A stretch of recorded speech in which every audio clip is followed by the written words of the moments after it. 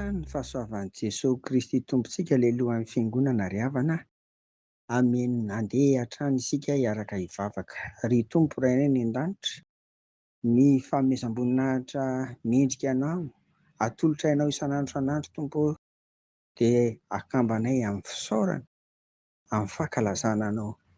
Mendrika anao izany Tompo, ary hitoeranao amin'ny seza fiandriananao any an-dapa amin'ny fahamasinana. Faly izay, sambatra mananao Andriamanitra ao amin'i Jesosy Kristy izay miamy fiainanay. Koa dia apetraka manontolo aminao ny hoavinay rehetra amin'ny anaran'i Jesosy. Amen. Raha sitrapon'ny Tompo ry afaka dia mifarana amin'ity herinandro ity ny fandiniantsika ny lohahevitra hoe miasa ao amin'ino ny fanahy masina. Hoy ary ny Tompo amintsika anio. Ary raha tonga izy dia ampiaiky izao tontolo izao ny fahotana sy ny fahamarinana ary ny fitsarana.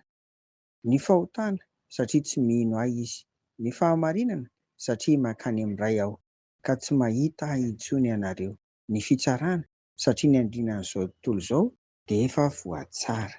Amen. Jaona 2:20 ka hatramin'ny faha 1:10. Ity andiny soatra masina ity dia azo ambara ho mifampitohy amin'ny Jaona 2:2-4 hitantsika omaly. Hitantsika eto ny asan'ny fanahy masina, ilay mpananatra sy mpisolo vava, satria ampiaiky an'izao tontolo izao amin'ireto zavatra telo reto izy. Voalohany, ny fahotana, io dia ny tsy finoana an'i Jesosy Kristy ho zanak'Andriamanitra mpamonjy izao tontolo izao. Faharoa, ny fanahy masina ihany koa no ampiaiky antsika, satria izy no milaza ny marina fa tena Andriamanitra i Jesosy ary tena olombelona ihany koa izy. Mijaly izy, ho fatsihana amin'ny hazo fijaliana ary maty, dia hitsangana amin'ny maty ihany koa, ary avy eo dia hiakatra ho any an-danitra. Izany rehetra izany dia ny fanahy masina no ampahafantatra antsika ny mahazava-dehibe an'izany eo amin'ny tantaran'ny famonjena. Ary fahatelo, ny fanahy masina ihany koa no mampibaribary fa ny andrinan'izao tontolo izao dia Satana. Efa resy izy teo amin'ny hazo fijaliana ary vao mainka resy izy rehefa nitsangana tamin'ny maty Jesosy Kristy. Hitantsika ao anatin'izany fa tena baribary ary ariarin'ny fanahy masina tokoa ny maha-Mesia, zanak'Andriamanitra, mpamonjy izao tontolo izao, any Jesosy Kristy. Noho izany dia raha tsy eo ny fanahy masina ry havana dia tsy hisy vokany eo amin'ny fiainantsika izany fa dia toy ny tantara fotsiny ihany, tsy mitondra finoana mihitsy, dia ilay finoana mahavonjy.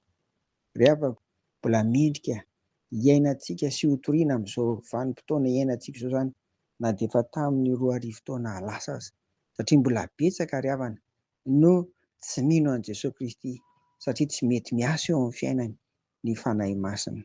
Ry havako, vao avy nandalo ny Pentekôsta isika afaky maly, zava-dehibe izany koa dia engan'ny fanahy masina ampibaribary, ampiharihary araka ny nambara teo ny amin'ny momba ny Jesosy Kristy sy ny finoana azy, ary indrindra ny amin'ny fiainana natanterahany ny asam-pamonjena ka andehanany any amin'ny ray ankehitriny, ary indrindra ny fitsarana, dia ny fitsarana an'izay tsy mino rehetra tarika Satana sy ny momba azy rehetra izany. Engany ry havana, iorinao amin'ny Tompo ary ny finoantsika ary ny fanahy masina hiasa ao anatintsika tsirairay avy hatramin'izao koa mandrakizay.